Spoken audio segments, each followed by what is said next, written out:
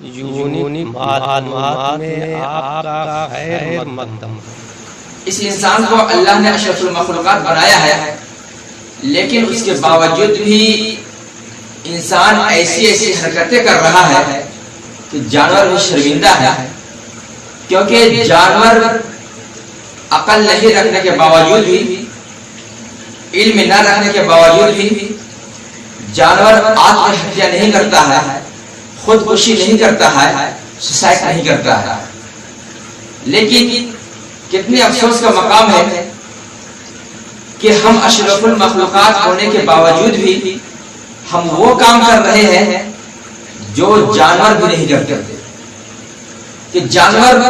اپنی زندگی میں بے شمار پریشانیوں کا سامنا کرتے ہیں۔ حد تو یہ ہے کہ انسان جب چاہتا ہے اسے موت کے گھاٹ پہنچا دیتا ہے، لیکن اس کے باوجود بھی کسی جانور کو آپ نے نہ دیکھا ہوگا کہ وہ خود اپنی جان کا دشمن بن جائے، وہ خودکشی کرے، وہ آتم ہتیا کرے۔ لیکن یہ انسان اشرف المخلوقات ہونے کے باوجود بھی، تعلیم یافتہ ہونے کے باوجود بھی، دولت مند ہونے کے باوجود بھی یہ ایسی گری ہوئی حرکت کرنا شروع کر دیا ہے۔ اب غور کریں کہ سوسائڈ کی وجہ کیا ہے، ریزن کیا ہے۔ ہمارے معاشرے میں لوگ آتم ہتیا کیوں کر رہے ہیں، خودکشی کیوں کر رہے ہیں؟ آپ آتم ہتیا خودکشی کی وجہ جاننا چاہیں گے تو آپ کو مختلف وجوہات معلوم ہوں گے۔ اگر کوئی بچہ سوسائڈ کرتا ہے تو اس کی وجہ کچھ اور ہوتی ہے، نوجوان کرتا ہے اس کی وجہ کچھ اور ہوتی ہے، اگر اسی طرح عمر دراز کرتے ہیں تو ان کی وجہ کچھ اور ہوا کرتی ہے۔ لیکن اگر تمام کی ایک اگر اصل وجہ دیکھی جائے تو وہ یہ ہے کہ ایمان و عقیدہ کی کمزوری۔ آپ کہیں گے کہ سوسائڈ کا ایمان سے کیا لینا دینا ہے، خودکشی کا ایمان و عقیدہ سے کیا تعلق ہے؟ تو میں بتا دوں کہ ایمان ہی ایک ایسی دولت ہے، ایمان ہی ایک ایسا سرمایہ ہے کہ جس کے بنا پہ انسان اپنے آپ کو اس ہلاکت سے بچا سکتا ہے۔ کہ ایمان ہمیں یہ بتاتا ہے کہ ہمارے لیے دنیا ہی سب کچھ نہیں ہے، دنیا کی مصیبتیں اگر ہے تو یہ چند دنوں کے لیے ہیں، دنیا کی پریشانیاں اگر آج ہے تو کل ختم بھی ہو جائیں گی۔ یہ مجبوریاں، یہ پریشانیاں، یہ جو چیزیں انسان کو مایوس کر رہی ہیں وہ ہمیشہ ہمیشہ کے لیے نہیں ہے۔ اسلام تو ہمیں یہ بتاتا ہے، ہمارا ایمان و عقیدہ تو یہ ہے کہ دنیا چند دنوں کے لیے ہے اور یہ قید خانہ ہے۔ اگر ہمیں یہاں مشکلیں آئیں گی تو ہمارا ایمان و عقیدہ ہمیں یہ بتائے گا کہ نہیں، یہ مشکلیں جھیل لو، اس کے بعد تمہیں ایک دنیا ایسی ملے گی جہاں تمہیں سکون ملے گا، جہاں تمہارے آرزو مکمل ہوگی، جہاں تمہارے خواہشات پورے کیے جائیں گے۔ لیکن جن کا ایمان و عقیدہ صرف اور صرف یہ ہے کہ دنیا ہی میں ہم سب کچھ حاصل کر لیں گے، دنیا میں ہمیں وہ چیز چاہیے تو چاہیے ہی، یہی وجہ ہے کہ وہ جو حاصل کرنا چاہتے ہیں اور وہ نہیں کر پاتے ہیں تو مایوس ہو کر وہ اپنے آپ کو موت کے گھاٹ پہنچا دیتے ہیں، وہ خودکشی کر لیتے ہیں، وہ آتم ہتیا کر لیتے ہیں، کیونکہ وہ سوچتے ہیں کہ میں نے اتنی محنت کی اور مجھے یہ حاصل نہ ہوا۔ بچے اگر خودکشی کرتے ہیں تو اس کی وجہ یہ ہوتی ہے کہ وہ جو کرنا چاہتا ہے ان کے رشتہ دار، ان کے ماں باپ، محلے کے لوگ وہ کرنے نہیں دیتے ہیں، وہ دنیا سے مایوس ہو جاتا ہے۔ اسی طرح نوجوان جو تعلیم حاصل کر رہا ہوتا ہے اس کے گھر کی طرف سے اتنے پریشر ہوتے ہیں، گھر کے لوگ، رشتہ دار لوگ اتنا اسے زیادہ امید کر لیتے ہیں کہ تمہیں اتنا نمبر حاصل کرنا ہی پڑے گا، تمہیں فرسٹ ڈویژن لانا ہی پڑے گا، تمہیں یہ جاب حاصل کرنا ہی پڑے گا۔ اور وہ بچہ اگر نہیں کر پاتا ہے، وہ نوجوان اگر اسے اچیو نہیں کر پاتا ہے، حاصل نہیں کر پاتا ہے، تو اسے لگتا ہے کہ میرا دنیا میں کوئی امیج نہیں ہے، اسے یہ لگتا ہے کہ میں لوگوں کے سامنے کیا منہ دکھاؤں گا، اسے یہ لگتا ہے کہ میں ماں باپ کو کیسے خوش کروں گا، اسے یہ لگتا ہے کہ معاشرے کو کیا جواب دوں گا۔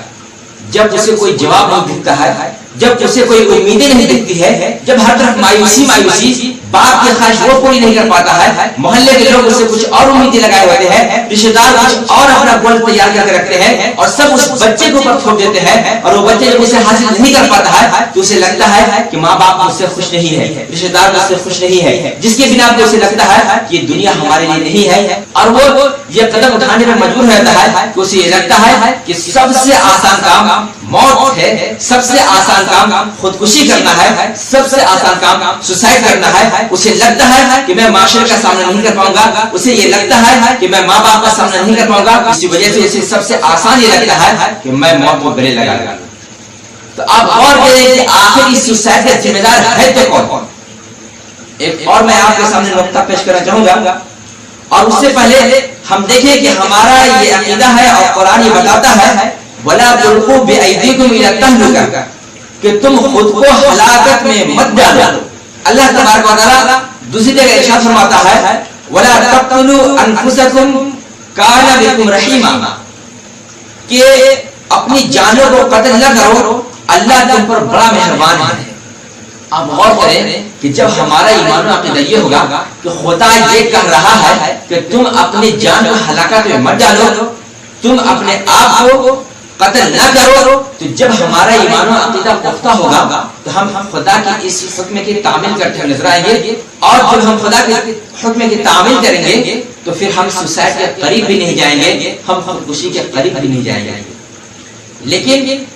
ہمارا ایمان و عقیدہ تو دنیا کے سیریلوں کو دیکھ کر، مووی اور سنیما کو دیکھ کر اتنا کمزور ہو چکا ہے، اور ہمارے معاشرے کے جو نوجوان طبقے ہیں ان کا تو ایمان و عقیدہ یہ ہو چکا ہے، ان کا تو کانسیپٹ یہ بن چکا ہے کہ اس طرح سے سیریل میں دکھایا جاتا ہے کہ ہم 7 جنم ساتھ نبھائیں گے، ہمیں مرنے کے بعد پھر سے ایک جنم ہوگا. آپ نے یہ دیکھا ہوگا بہت سارے لوگ جب سوسائڈ کرنے لگتے ہیں تو اس وقت یہ لکھتے ہیں کہ چلو ہم دونوں مل کر جان دے دیں اور اگلے جنم میں ہم پھر سے ملیں گے. بہت سارے لوگ یہ سوچتے ہیں کہ اگر ہم نے اس جنم میں، اس زندگی میں ہم نے اگر یہ چیز حاصل نہ کیا، چلو مر جاتے ہیں، پھر سے جب ہم پیدا ہوں گے، پھر سے جو ہمیں زندگی ملے گی اس میں ہم یہ چیز حاصل کر لیں گے. آخر یہ تصور آیا کہاں سے؟ آخر یہ نظریہ کس نے دیا؟ تو یہ سنیما ہال نے، یہ مووی نے، یہ سیریلوں نے، جیسا لوگوں نے دیکھا ویسا ان کے ذہن میں بیٹھ گیا اور لوگوں نے یہ کرنا شروع کر دیا.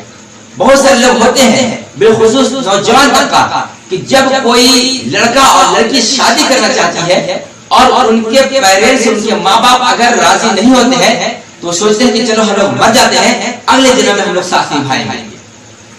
اس کے علاوہ کہ جب سے وہ ایجوکیشن کا سسٹم ہوا ہے، یعنی لڑکے اور لڑکیاں ساتھ پڑھنا شروع کی ہیں، یا ان کا اسی طرح سے معاشرے میں کہیں پہ بھی ساتھ گزارا ہوتا ہے،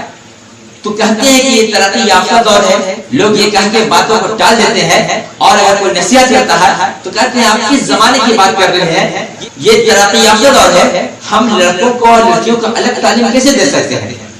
اس وقت تو ان کی غیرت نہیں جاتی ہے، اس وقت وہ اجازت دیتے ہیں، لڑکیوں کو بھی یہ اجازت دیتے ہیں کہ جاؤ لڑکوں کے ساتھ کلاس کرو، اور لڑکوں کو بھی اجازت دیتی ہے کہ جاؤ لڑکیوں کے ساتھ کلاس کرو. اور جب وہ دونوں ایک ساتھ کلاس کرتے ہیں، دونوں کی محبت پروان چڑھتی ہے، اور وہ جب حد سے گزرنا چاہتے ہیں یا پھر شادی کرنا چاہتے ہیں یا پھر اسی طرح وہ رشتے میں جڑنا چاہتے ہیں، تو اس وقت جو چند لوگوں کی غیرت جاگ ہوتی ہے وہ کہتے ہیں نہیں معاشرہ کیا کہے گا، لوگ کیا کہیں گے، رشتے دار کو کیا جواب ہوگا، اور پھر وہ ان کی شادی نہیں کرتے.